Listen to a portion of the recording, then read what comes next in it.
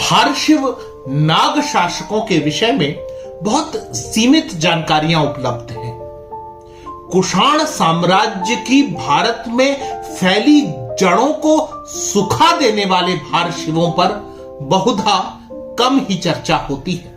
कुषाणों को अनेक क्षेत्रीय शक्तियों ने शनैः शनैः खोखला किया था, परंतु इस कड़ी में भारशिवों की महती भूमिका को कैसे अनदेखा किया जा सकता है, अथवा हमारे इतिहासकारों ने ऐसा क्यों किया है?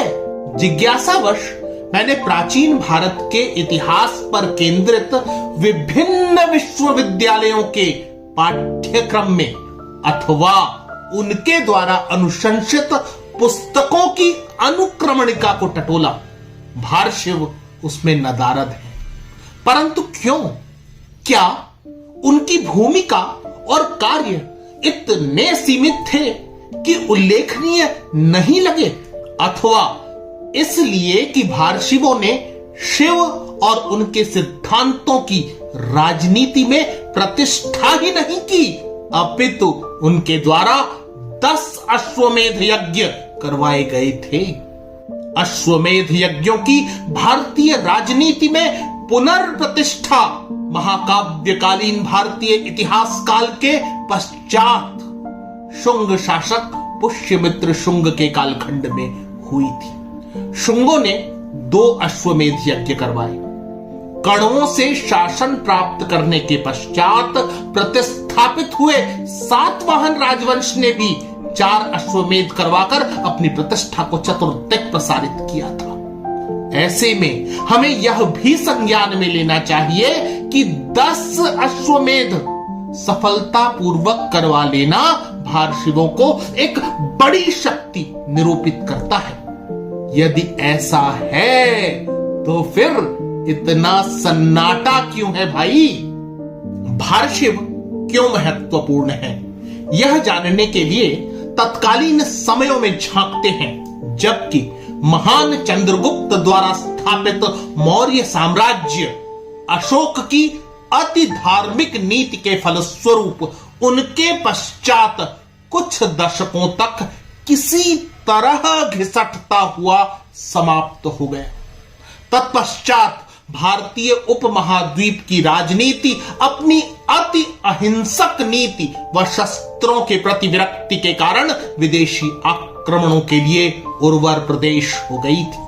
यवन, पहलव, शक, कुषाण आदि शनैः शनैः भारत भूमि में प्रविष्ट होते और अपनी उपद्रवी साम्राज्यवादिता के नाखून गाड़ते रहा करते। इस परिस्थिति का सामना करने में देर हुई और विदेशी नृशंसताओं को लगभग यह भूमि 500 वर्षों तक झेलते रहने के लिए बाध्य हो गई थी। कालांतर में एक साथ लगभग 3 देशज शक्तियों भारशिव, वाकाटक और गुप्त शासनों का अभ्युदय हुआ।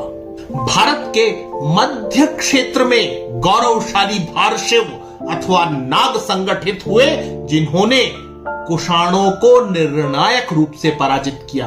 अपना विस्तार न केवल गंगा के मैदानों तक किया, अपितु उन्होंने 10 अश्वमेध यज्ञ संपादित कर अपनी सामरिक श्रेष्ठता को भी सिद्ध किया।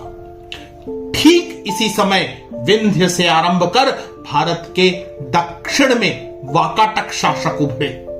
पहले राजा विंध्य शक्ति, तत्पश्चात प्रथम प्रवरसेन ने इस शासन को दृढ़ता प्रदान की। 4 अश्वमेध संपन्न कराकर यह साम्राज्य प्रथम प्रवरसेन के शासन समय में ही अपनी विस्तारवादिता की नीति स्पष्ट कर चुका था। साथ ही इन्हीं समयों में भारत भूमि के पूर्वी हिस्से में समानांतर शक्ति का उदय हुआ, जिसे गुप्त साम्राज्य के नाम से जाना गया, जिसने भारतीय इतिहास के स्वर्ण युग की नींव रखी थी। इस सूची के साथ मेरा पुनः प्रश्न यह है कि हम मौर्यों को जानते हैं, शुंगों कण्वों को भी जानते हैं, सातवाहनों को भी जानते हैं, यहां तक कि यवन, पहलव, शक, कुषाण सभी की वंशावलियां स्कूली और महाविद्यालयीन छात्रों ने तोते की तरह रटी हैं। भारशिवों को लेकर ऐसा स्मृति विलोपन क्यों है?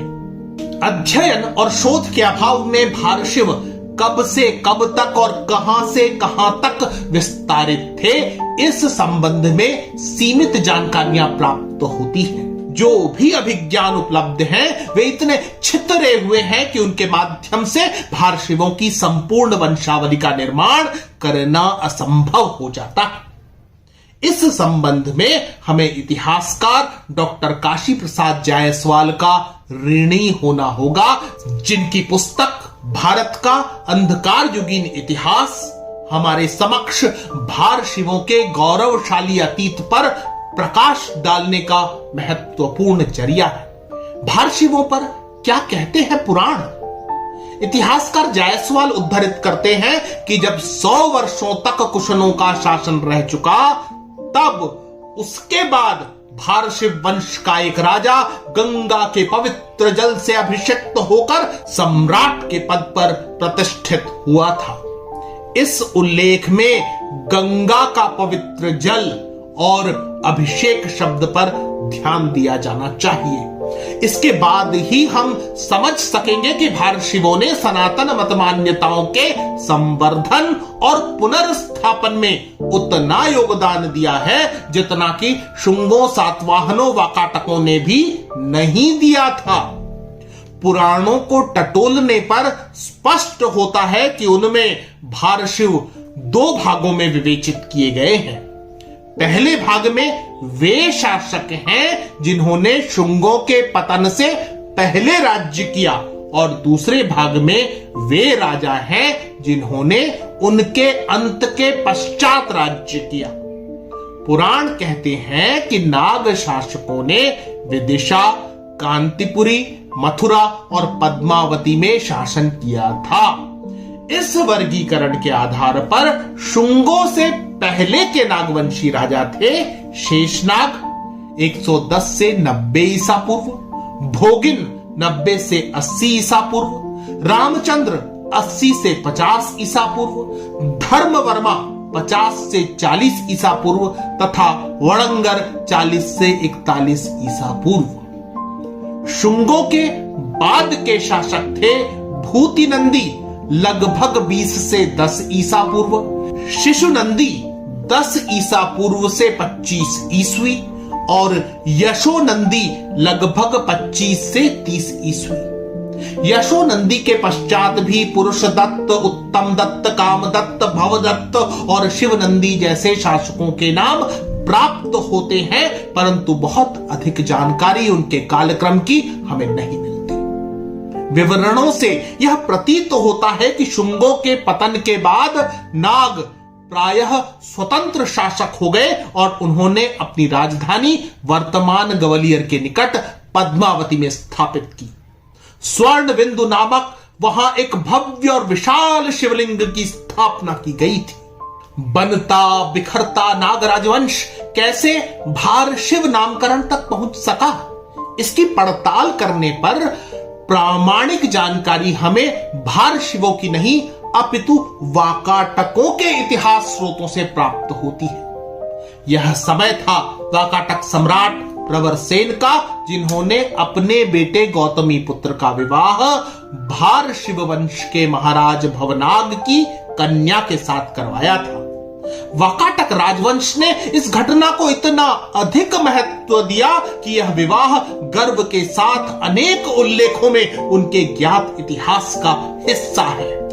वाकाटकों ने सभी राजकीय लेखों आदि में इसका बार बार उल्लेख किया है। इस गर्व का कारण निश्चय ही यह ही रहा होगा कि भारशिव तब कोई छोटी मोटी राजनीतिक इकाई नहीं बल्कि एक बहुत बड़ी ताकत बन गए थे। वाकाटक इतिहास के साक्ष्यों से यह भी ज्ञात होता है कि इस राजनैतिक विवाह से पूर्व भारशिवों ने गंगा तट पर 10 अश्वमेध यज्ञ किए थे।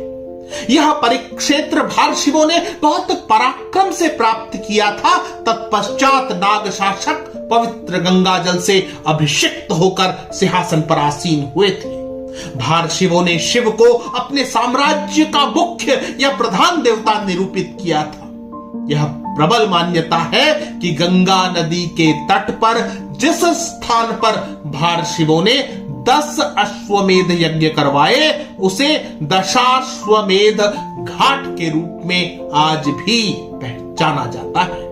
इस उल्लेख के आधार पर हम जिन भारशिवों का परिचय पाते हैं उनके विषय में इतिहासकार डॉक्टर केपी जायसवाल बताते हैं कि नवनाग ने नवनाग वंश अथवा भारशिव वंश की स्थापना की। वस्तुतः नवनाग कुषाण वंशीय शासक वासुदेव का समकालीन था। उसने लगभग 140 से 175 ईस्वी तक उत्तर भारत के बृहद क्षेत्र पर शासन किया। प्राप्त साक्ष्यों के आधार पर ज्ञात होता है कि उसके सिक्के कौशांबी से जारी किए जाते थे, जिसके आधार पर उसका विदिशा से संबंध भी निरूपित होता है। अगले शासक थे वीरसेन, जिन्होंने 175 से 210 ईस्वी तक शासन किया। उन्होंने मथुरा पर अधिकार ही नहीं किया, अपितु वहां सनातन धर्म के प्रचार प्रसार का मुख्य कारक भी बने। वीरसेन के सिक्के उत्तरी भारत के बहुत बड़े हिस्सों में और पंजाब में भी पाए गए हैं। वीरसेन के एक अभिलेख की खोज सर रिचर्ड बर्न ने की थी। उनके द्वारा इस कालखंड की असंख्य टूटी हुई मूर्तियां, कढ़ाईदार वस्तुएं प्राप्त की गई हैं। इन्हीं में से प्राप्त एक पशु प्रतिमा के सिर और मुख पर अभिलेख खुदा हुआ है। अभिलेख की तिथि भारशिव शासक वीरसेन के राज्य का 13वां वर्ष है। इस अनुसार ज्ञात होता है कि वीरसेन ने ही कुषाणों को मथुरा से तथा गंगा और यमुना के बीच के दोआब से खदेड़ दिया था। वीरसेन के पश्चात हैनाग ने लगभग 210 से 245 ईस्वी, त्रयनाग ने 245 से 250 ईस्वी, बरबिन नाग ने 250 से 260 ईस्वी तथा चरज नाग ने 30 वर्ष या इससे भी अधिक अर्थात 260 से 290 ईस्वी तक शासन किया था। इन शासन समयों पर बहुत अधिक जानकारी हमें प्राप्त नहीं होती है। भारशिव वंश के अगले प्रतापी शासक थे भवनाग, जिन्होंने 290 से 315 ईस्वी तक राज्य किया। डॉक्टर जायसवाल ने भवनाग का शासनकाल वाकाटक तथा गुप्त कालक्रम के आधार पर निश्चित किया है। भारशिव शासक भवनाग और वाकाटक शासक प्रवरसेन प्रथम के संबंधों पर हम चर्चा कर चुके हैं। वाकाटक अभिलेखों से ही भारशिव वंशी भवनाग के संदर्भ में कहा गया है कि जिनका वंश शिव की परम संतुष्टि पर आधारित था, क्योंकि उन्होंने शिवलिंग को अपने कंधे पर उठाकर सम्मानित किया था और जिनके माथे पर भागीरथी का पवित्र जल छिड़का गया था। भारशिवों की मुख्य देन है कि उन्होंने कुषाणों की सत्ता को खोखला किया और भारतीय सीमाओं से उन्हें बाहर कर देने में बड़ी भूमिका निर्वहित की है। उन्होंने सनातन मान्यताओं के प्रसार में महती भूमिका निर्वहित की, यद्यपि उनकी राजनीति उतार चढ़ावों से भरी हुई रही है। 4वीं सदी के मध्य समुद्रगुप्त ने बहुत से राजाओं का उन्मूलन किया, जिनमें से 2 गणपति नाग और नागसेन नागवंशीय थे। पद्मावती, विदिशा और मथुरा से महाराज गणेंद्र या कि गणपति नाग के कुछ सिक्के प्राप्त हुए हैं। महाराज नागसेन का अभी तक कोई सिक्का प्राप्त नहीं हुआ, परंतु वाणकृत हर्षचरित में कहा गया है कि नागसेन की गुप्त सूचनाओं को एक सारिक पक्षी ने कह दिया, जिससे पद्मावती में नागसेन का नाश हो गया। इन दोनों संदर्भों की पृष्ठभूमि में समुद्रगुप्त के विजय अभियान को देखा जा सकता है। इसके समानांतर यह भी प्रतीत होता है कि गुप्त सम्राटों ने नागों से मित्रतापूर्ण संबंध स्थापित किए थे। गुप्त शासक चंद्रगुप्त द्वितीय का विवाह नाग राजकुमारी कुबेर नागा से हुआ था। चंद्रगुप्त द्वितीय तथा कुबेर नागा की पुत्री थी राजकुमारी प्रभावती गुप्त, जिनका विवाह वाकाटक राजकुमार रुद्रसेन द्वितीय से हुआ था। प्रभावती गुप्त पर मैंने विस्तार से एक अलग कार्यक्रम किया है, जिसे मेरे चैनल पर देखा जा सकता है। कथनाशय यह है कि तत्कालीन राजनीति को भारशिवों, वाकाटकों और गुप्तों के सम्मिलित परिदृश्य में देखने पर ही स्थितियां अधिक स्पष्टता से हमारे सम्मुख आती है।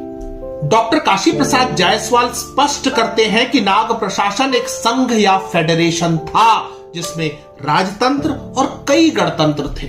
पद्मावती और मथुरा में भारशिवों ने 2 शाखाओं की स्थापना की जिनके अपने अलग अलग नाम थे।